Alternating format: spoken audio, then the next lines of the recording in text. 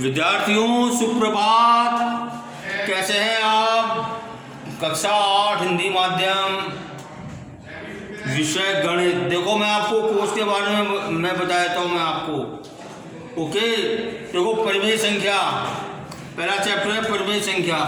इसके अंदर देखो आपका जो आर्टिकल 1.4 नहीं है, आपके दो परिमेय संख्याओं के बीच में परिमेय संख्या ये आपके कोर्स में नहीं है। बाकी 1.1, 1.2, 1.3 ये आपके कोर्स में है। मतलब भूमिका, परिमेय संख्याओं के गुणधर्म, परिमेय संख्या का संख्या रेखापन निरूपण, ये आपके कोर्स में है। चैप्टर 2 एक चर वाले रेखीय समीकरण। तो देखिए इसमें जो है आपके जो कोर्स में नहीं है वो बता देता हूँ। कुछ और अनुप्रयोग जो कि आर्टिकल 2.3 है, आर्टिकल 2.4 समीकरण हल करना जब दोनों पक्षों में चर उपस्थित हो, ये भी आपके कोर्स में नहीं है।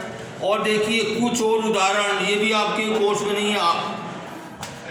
आर्टिकल 2.5 देखो जो आपके कोर्स में वो है भूमिका समीकरणों को हल करना जिनके एक पक्ष में रेखीय व्यंजक से दूसरे पक्ष में संख्या हो, और है समीकरणों को सरल रूप में बदलना, ये भी आपके कोर्स में है 2.6। और 2.7 भी आपके कोर्स में रेखीय रूप में बदले जाने वाले समीकरण, ये हो गया। अब चैप्टर 3 पाठ संख्या 3 चतुर्भुजों को समझना, ये आपके कंप्लीट आपके कोर्स में है ये। ओके, अब देखो चैप्टर नंबर 4 प्रायोगिक ज्यामिति, ये मैंने आपको कराई नहीं है आपको वीडियो में। और आंकड़ों का प्रबंधन चैप्टर 5, ये दोनों ही चैप्टर आपके कोर्स में से हटा दिए गए हैं। और देखिए वर्ग और वर्गमूल, इसमें देखो जो नहीं है वो बता रहा हूँ आपको मैं। आर्टिकल 6.3 कुछ और रोचक प्रतिरूप, ये आपके कोर्स में नहीं है। और दशमलव संख्या का वर्गमूल, ये भी आपके कोर्स में नहीं है। बाकी जो आपके कोर्स में है भूमिका, और 6.2 आर्टिकल वर्ग संख्या के गुणधर्म और वर्ग संख्या का वर्ग ज्ञात करना और वर्गमूल का अनुमान लगाना, ये आपके कोर्स में है। चैप्टर नंबर 7 घन और घनमूल, ये देखिए आपके जो कोर्स में नहीं है वो 7.3.2 आपके कोर्स में नहीं है। किसी धन संख्या का घनमूल, ये आपके कोर्स में नहीं है। बाकी आपके कोर्स में है भूमिका, घन और घनमूल। अब देखो राशियों की तुलना चैप्टर नंबर 8, ये कंप्लीट आपके कोर्स में है। और देखिए चैप्टर नंबर 9 जो नहीं है वो पहले लिख लीजिए। देखो आर्टिकल संख्या 9.10 सर सभी का क्या है, ये आपके कोर्स में नहीं है। आर्टिकल 9.11 मानक सर समीका, ये आपके कोर्स में नहीं है। और आर्टिकल 9.12 सर समीकाओं का उपयोग, ये भी जो है आपके कोर्स में नहीं, हटा दिया गया है इनको। जो आपके कोर्स में वो देखो 9.1 व्यंजक क्या है, पद, गुणनखंड, गुणांक। 9.2 9.3 एक पदीय, द्विपदीय, बहुपद। और देखो 9.4 समान व असमान पद। 9.5 व्यंजकों का योग व व्यवकलन। 9.6 बीजीय व्यंजकों का गुणा। एक पदीय को एक पद से गुणा, एक पद को बहुपद से गुणा, बहुपद को बहुपद से गुणा, ये आपके कोर्स में है बच्चों। तो देखो आज मैं आपको क्वेश्चन नहीं कराऊंगा, केवल बेसिक चीज़ें बताऊंगा मैं। ओके ठीक है, तो देखिए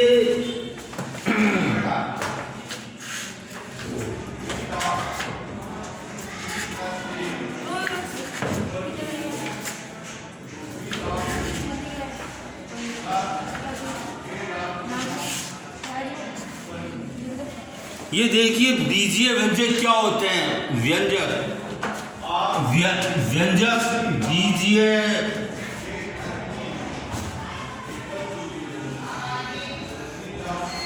बीजीय व्यंजक क्या होते हैं बच्चों? देखो ये बीजगणित है। ये बीजगणित की क्या परिभाषा होगी? यदि हम जो ये वर्ण संख्या होती है ना, वर्ण होते हैं, इनके माध्यम से कोई गणितीय गणना करते हैं तो वो गणित की जो शाखा होती है वो बीजगणित कहलाती है बच्चों। ठीक है, अब देखिए बीजीय व्यंजक। जैसे देखो बीजीय व्यंजक क्या होते हैं, ये बीजीय व्यंजक जो है चर और अचर का संयुक्त रूप होता है ये। ओके, अब देखो गणित में अपन जो है बीजीय गणित में ये है, ये बी सी डी, ये जो है क्या कहलाते हैं, अचर राशियां कहलाती हैं ये बीजगणित में से अचर राशियां कहलाती हैं। जबकि X Y Z P Q R S T ये जो है चर राशि कहलाती हैं। ठीक है, अब देखो अचर राशि को समझो क्या होती हैं। जैसे मैंने फॉर एग्जांपल मैंने 5 को लिया, अब ये थ्रू आउट गणित में 5 ही रहेगा, चाहे कोई सा भी क्वेश्चन आ जाए 5 ही रहेगा ये।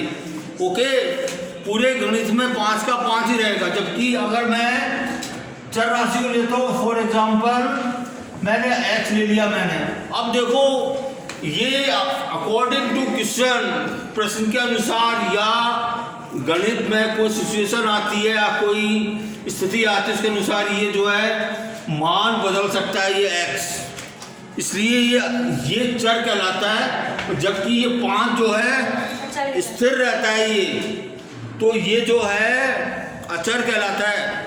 और अचर राशि को अपन बीजगणित में किसे डिनोट करता है, ए बी सी डी, और देखो चर राशि किसे डिनोट करता है, X Y Z P Q R S T, ये चर राशि होती हैं। अब देखिए, अब देखो व्यंजक क्या होते हैं, व्यंजक बता रहा हूं आपको मैं। जय देखो मैंने 5x लिखा मैंने, ओके, और मैंने लिखा 7x² + 4 लिख दिया मैंने।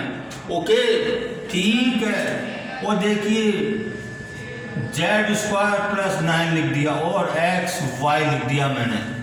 ठीक है, अब देखो इसमें देखो ये चर राशि और ये अचर राशि है, ये चर राशि है और ये अचर राशि है, 7 और 4 अचर राशि है। जबकि z जो है चर राशि है और 9 जो है अचर राशि है, और x y दोनों चर हैं, ये हैं।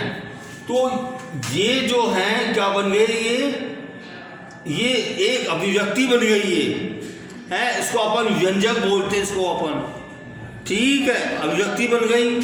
जैसे क्या होता है, फॉर एग्जांपल मैं आपको एक और बताता हूं, जैसे 4x + 5 है, ये भी फॉर एग्जांपल एक जो है अभिव्यक्ति है ये, है ना। जैसे मैंने 4 तो क्या है, अचर है, और x क्या है, चर, 5 अचर है, इसको मैंने एक जोड़ के 5 2 ये पद कहलाएंगे, ये पद कहलाएंगे। 4x भी पद होगा, 5 भी पद होगा, इनके बीच में मैंने धनात्मक संख्या लगा दी, गणित के मैंने जो है संक्रिया लगा दी मैंने, तो ये जो है एक अभिव्यक्ति बन गई, जिसे अपन क्या कहते हैं, बीजीय व्यंजक कहते हैं।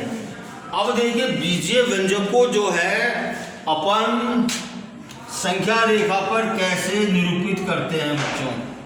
ये संख्या रेखा है ये, अब देखो 4x है, तो देखो x, ये देखो ये x यहां से यहां तक, ये x 4 बार है ना x,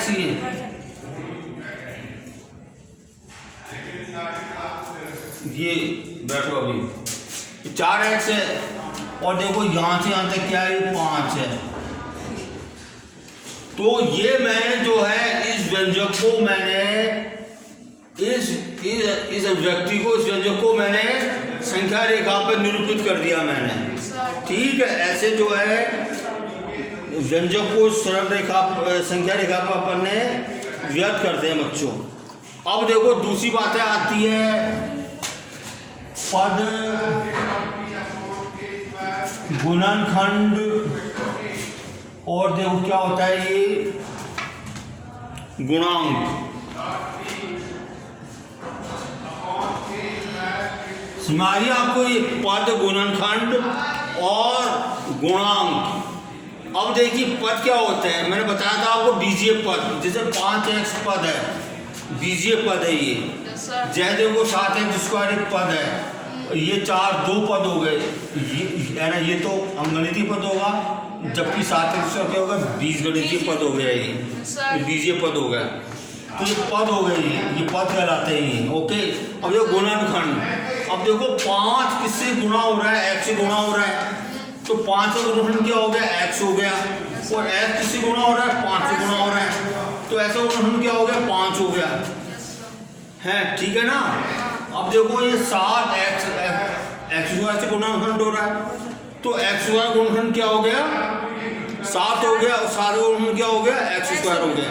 अब मुझे आप बताइए 4 किसका गुणनखंड है, बताओ आप बताओ, कॉमन सेंस की बात है। 4 इन दोनों का होगा, दो का नहीं, 4 किससे गुणा हो रहा है बताओ, आपको नहीं सर 4, अगर मैं 4 गुणा 1 कर दूं तो कोई दिक्कत है क्या? नहीं सर। तो 4 गुणनखंड क्या हो गया, 1 हो गया, और 1 का गुणनखंड क्या है, 4 है। तो ये गुणनखंड कहलाते हैं, मतलब गुणा के रूप में लिख देने के बाद प्रत्येक पद जो है गुणनखंड कहलाता है।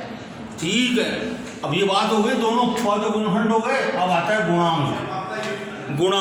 गुणांक जैसे गुणांक किससे किस अंक से गुणा हो रहा है। अब बताइए x किससे गुणा हो रहा है, मतलब 5 से हो रहा है, तो x का गुणांक क्या कहलाएगा, 5 कहलाएगा। तो यहाँ पे देखो x² गुणांक क्या हो जाएगा, 7 कहलाएगा। देखो अब मुझे यहाँ बताइए z² गुणांक क्या होगा, बताओ z² गुणांक क्या होगा, बताओ। देखो अभी बताया था मैंने आपको, इंटू करके इंटू 1 कर देंगे तो z² गुणांक क्या हो जाएगा, 1 हो जाएगा। अब बताइए y का गुणांक क्या होगा, बताओ। y पे x हो, y का गुणांक x हो जाएगा, और x का गुणांक क्या हो जाएगा, y हो जाएगा। ठीक है ना, ये गुणांक हो गए। अब देखो दूसरी बातें आती हैं, एक पदीय और देखिए द्विपदीय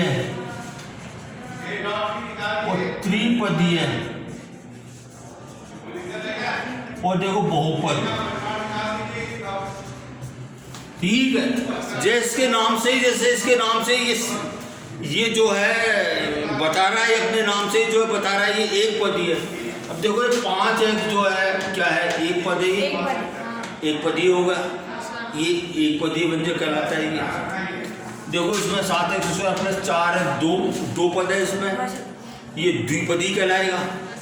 अगर मैं 7x² प्लस 4 में मैं z जोड़ देता हूँ तो क्या होगा, त्रिपदी हो गया। वो 3 पद से जो ज्यादा होते हैं, 3 पद से ज्यादा होता है ना, जैसे मैंने जो है ये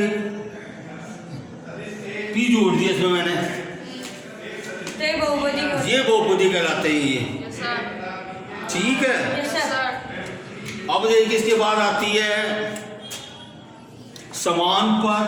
क्या आते हैं, समान पद व असमान पद। अब देखो जैसे इसके नाम से ये जो है, अपने नाम से ये बता रहा है समान पद। समान पद क्या होगा, जय देखो 5x है, अगर मैं लिख देता हूँ 9x भी लिख देता हूँ मैं, तो देखो दोनों के चर समान हैं, और जो गुणांक कुछ भी हो सकते हैं इसके, चाहे गुणांक कुछ भी हो, तो ये पद और ये पद क्या हो गए, समान पद हो गए हैं। अब देखो इसमें देखो 9x है और 7x² है, x तो है इसमें, लेकिन यहाँ पे तो x है, यहाँ पे x² है, असमान पद हो गई ये। ठीक है, अगर मैं जो है मतलब 8x² लिख दूं, मैं एक पर लिख दूं, तो अब देखो x² हो गया ये, तो ये और ये क्या हो गए, समान पद हो गई ये। और बाकी जितने भी पद हैं z², 9xy, ये सब जो है असमान पद है। ठीक है, इसमें आ गई।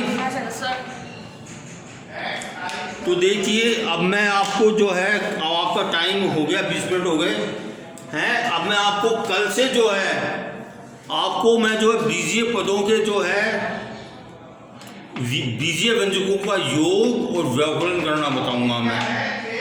इसमें आपको समरी बता दूं, आपको हिंट दे दूं मैं, समान पद आपस में जुड़ते हैं, समान पद आपस में जो है व्यवकलित होते हैं, ये आप लोगों को ध्यान रखना है। ठीक है, समान पद मैंने बता दिया आपको, असमान पद बता दिए। अब मैं कल आपको जो है बीजीय व्यंजकों का योग एवं व्याकरण बताऊंगा। Okay okay sir. ठीक है।